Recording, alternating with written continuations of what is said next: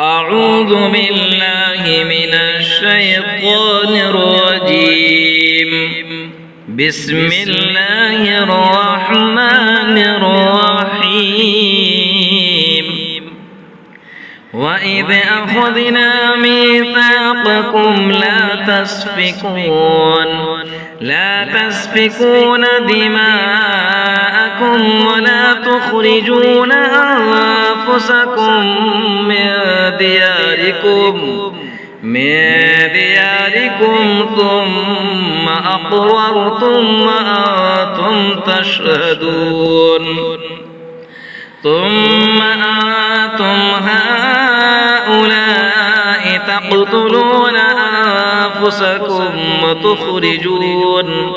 وتخرجون فريقا منكم من ديارهم تظاهرون عليهم بالإثم والعدوان وإن يأتوكم أسارى تفادوهم وهو محرم عليكم إخراجهم أفتؤمنون ببعض الكتاب وتكفرون ببعض فما جزاء من يفعل ذلك منكم إلا خزي في الحياة الدنيا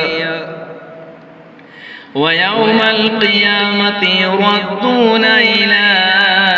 أشد العذاب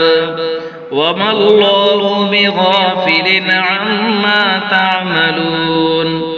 أولئك الذين اشتروا الحياة الدنيا بالآخرة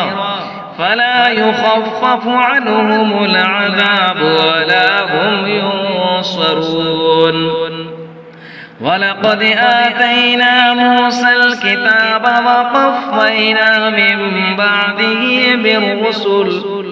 وآتينا عيسى ابن مريم البينات وأيدناه بروح القدس أفكلما جاءكم رسول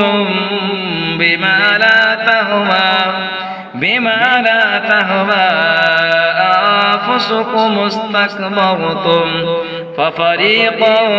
كذبتم وفريقا